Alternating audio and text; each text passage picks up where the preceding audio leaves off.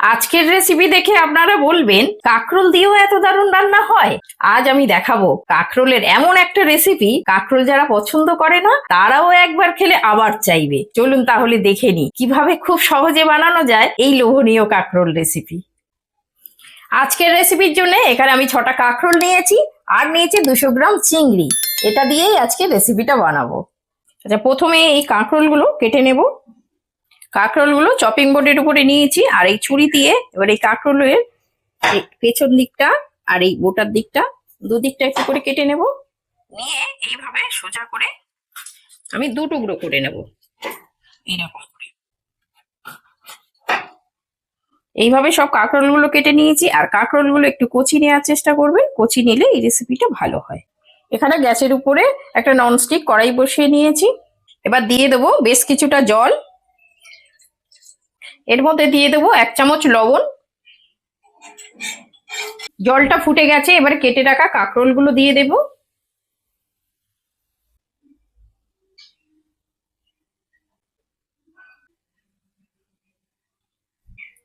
এটা আমি 2 থেকে 3 মিনিট ফুটিয়ে নেব। এটা কিন্তু পুরো সিদ্ধ হবে না, এটা একটু হাফ সিদ্ধ হবে। এই কাঁকরোলগুলো সিদ্ধ হয়ে গেছে। এবার এই কাঁকরোলগুলো ওই জল থেকে তুলে নেব। আমি সবগুলো তুলে নিলাম। এবার এগুলো ঠান্ডা করে নেব।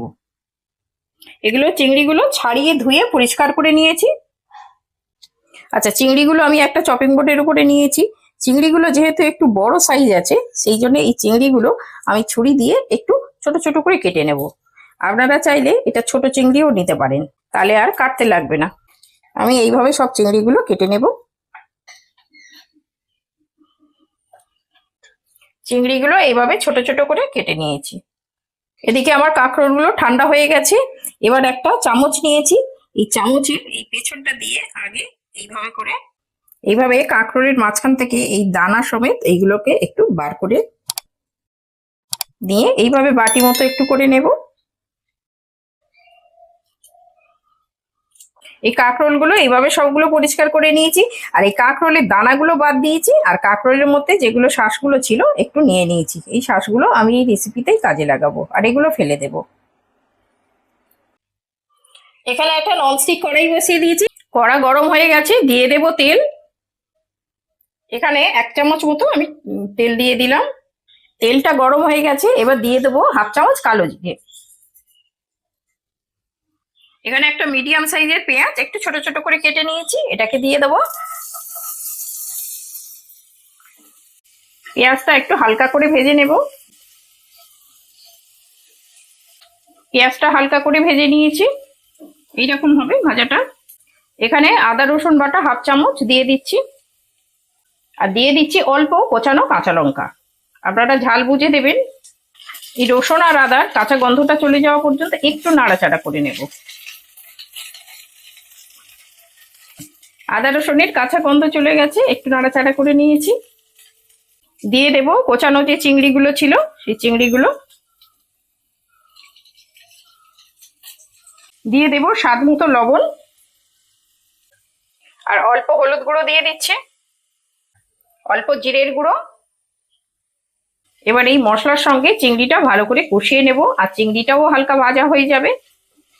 গ্যাসের আঁচ মিডিয়াম রেখে এই চিংড়িটা মশলার সঙ্গে ভালো করে ভেজে নেব। চিংড়িটা ভাজা হয়ে গেছে, সুন্দর করে ভেজে নিয়েছি। এখানে কাঁকরোলের মধ্যে থেকে যেগুলো বার করেছিলাম এগুলো দিয়ে দিলাম এর মধ্যে।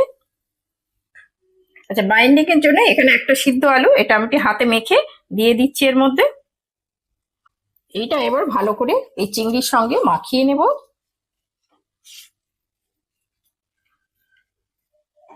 এর মধ্যে সামান্য গরম মশলা দিয়ে দিচ্ছি।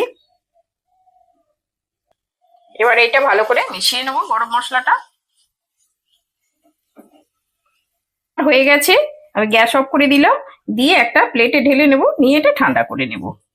এবার আমি চামচে করে কানেকটা করে নিয়ে আর এই যে কাঁকরোলগুলো নিয়েছি এই কাঁকরোলের মধ্যে এইভাবে একটু চেপে চেপে ভরে দেবো, যতটুকুনি ধরবে সেইভাবে ভরে দেব। এইভাবে সুন্দর করে আমি সবগুলোকে ভরে নেব। সব কাঁকরোলগুলো সুন্দরভাবে পুর ভরে নিয়েছি। কড়াটা পরিষ্কার করে আমি গ্যাসে বসিয়ে দিয়েছি, কড়াটা আমার গরম হয়ে গেছে। এখানে দিয়ে দিচ্ছি তেল। আমি কিন্তু এটা সর্ষের তেলেই রান্না করছি পুরোটাই, তো অল্প পরিমাণে তেল দেব। আচ্ছা, তেলটা গরম হয়ে গেছে, এবার এই কাঁকরোলগুলো একটু ভেজে নেব, হালকা করে শ্যালো ফ্রাই করব।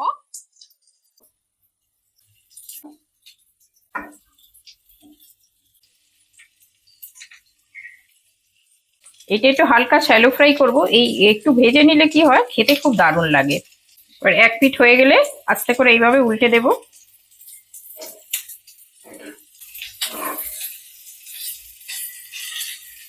দু পিঠ সুন্দরভাবে ভাজা হয়ে গেছে, এবার তুলে নেব এগুলো। এইভাবে সব কাঁকরোলগুলো ভেজে তুলে নিয়েছি। বাঙালি মানেই তো একটু নতুন স্বাদের খোঁজে থাকা, তাই না? আপনাদের জন্য এইরকম নতুন নতুন রেসিপি আনার পিছনে রয়েছে আমার অনেকখানি ভালোবাসা। আমার এই প্রচেষ্টা আপনাদের কেমন লাগে কমেন্টে অবশ্যই আমাকে জানাবেন। এর মধ্যে আরো 1 চামচ তেল দিয়ে দিচ্ছি। এখানে একটা মিডিয়াম সাইজের পেঁয়াজ কুচি নিয়েছি, এটাকে দিয়ে দিচ্ছি।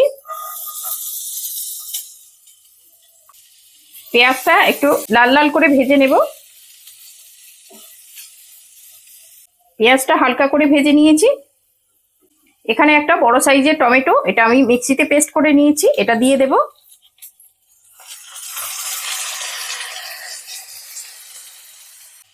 আর দিয়ে দিচ্ছি আদা আর কাঁচা লঙ্কা বাটা। আচ্ছা, আমি এখানে কিন্তু রসুন দিচ্ছি না, আপনারাও যদি চান একটু রসুন দিতে পারেন। আমি কিন্তু চিংড়ির পুরের মধ্যে একটু রসুন দিয়েছিলাম। দিয়ে দেব হলুদ গুঁড়ো, দিয়ে দিচ্ছি 1/2 চামচ জিরে গুঁড়ো, আর দিয়ে দিচ্ছি কালারের জন্য একটু রেড চিলি পাউডার 1/2 চামচ। আর এবার দিয়ে দিচ্ছি খুব সামান্য চিনি। এই চিনিটা দিয়ে দিলে ঝালটাকে ব্যালেন্স করবে আর এর রান্নার মধ্যে একটা সুন্দর কালার আসে। এই মশলাটা খুব ভালো করে লো টু মিডিয়ামে কষিয়ে নেবো। গ্যাসের আঁচ কিন্তু এই সময় কম করে রেখে আমি এই মশলাটা সুন্দরভাবে কষাবো।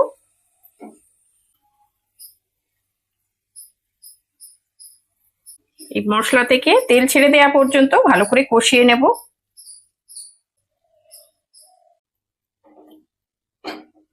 কাঁকরোলের রেসিপি তো অনেক রকমের হয়, আজ আমি বানাবো দারুণ স্বাদের চিংড়ির পুরভরা কাঁকরোল, যেটা আপনার দুপুরের ভাতের থালার স্বাদ বদলে দিতে পারে, এটা আমার গ্যারান্টি।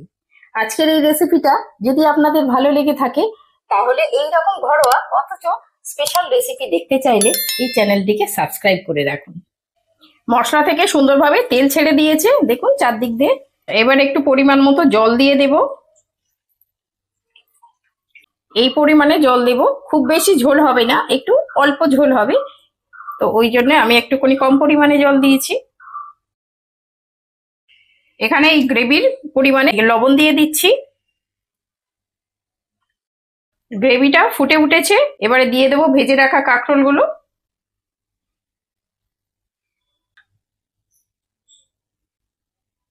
কাঁকরোলটা যেহেতু সিদ্ধ আছে সেহেতু একটু 5 মিনিট আমি ফুটিয়ে নেব। এটা একটু ঢাকা দিয়ে দিলাম।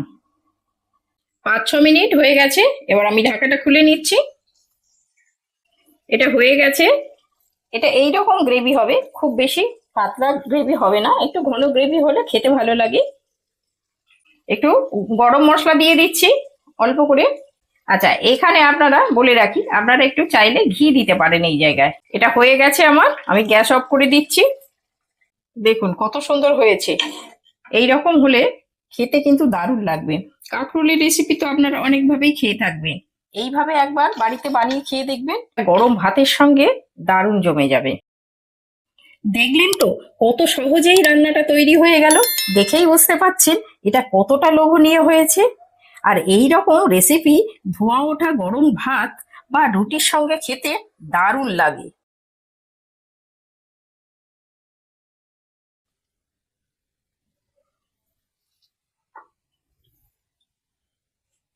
ওই এসো, খাবার দিয়েছি, আসছি। বসো। আজকে কি করেছো? আজকে ডাল করেছি, আলু ভাজা আর ঢেঁড়স ভাজা। নিরামিষ করেছো? তুমি তো জানো আমার নিরামিষ ভালো লাগে না। নিরামিষ না, চিন্তা নেই, আছে। এই যে কাঁকরোল, চিংড়ি দিয়ে পুরভরা কাঁকরোল করেছি, চিন্তা নেই। খাও, খেয়ে দেখো কেমন হয়েছে। চিংড়ি দিয়ে কাঁকরোল করেছো? হ্যাঁ, আমি জানি তুমি নিরামিষ খেতে পছন্দ করো না, এই জন্য আমি করেছি। ঠিক আছে, হ্যাঁ আমি একটু আমিষ হলে একটু মাছ বা একটু চিংড়ি হলে খুব ভালো সে হয়। আমি জানি, সেই জন্যই তো করেছি। আর এটা খেয়ে দেখো, এটা একটা নতুন করলাম, কাঁকরোলের পুর ভরা, এখন কাঁকরোল সবে নতুন। কেমন হয়েছে? খুব ভালো হয়েছে, খুব ভালো হয়েছে। খুব সুন্দর টেস্ট হয়েছে। আচ্ছা, তাহলে- চিংড়িটা পড়ছে গালে না, দারুণ লাগছে। হ্যাঁ, চিংড়িটা পড়লেই তো মুখে ভালো লাগবে। ভিতরে চিংড়ির পুর দিয়ে ওটাকে ভরা আছে। খুব ভালো হয়েছে। খুব ভালো হয়েছে। দেখ, এটা করেছো ভালো হয়েছে। আর একটু দেবো? না, একটু গ্রেভি দাও। এই গ্রেভি আর এ খেতে কিন্তু দারুণ লাগে, গরম ভাতের সঙ্গে খেতে দারুণ লাগে, ওই জন্যই তো আজকে করলাম। সত্যি ভাতের সাথে দারুণ লাগছে।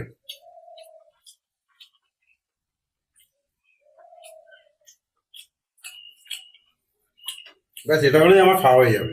আর ডাল ভাজা খাবে না? ও লাগবে না, এটা হলে খাওয়া হয়ে আজকে যাবে। এই দিয়েই খাওয়া সেরে নেবে। হ্যাঁ। আর সত্যি তাই, এই দিয়ে হলে খাওয়া হয়ে যায়। তবুও করলাম, ডাল ভাজা তুমি যদি খাও, আমার লাগবে না, এই দিয়ে খাওয়া হয়ে যাবে। এটা দিয়েই খাওয়া হয়ে যাবে। আচ্ছা, ঠিক আছে, খাও।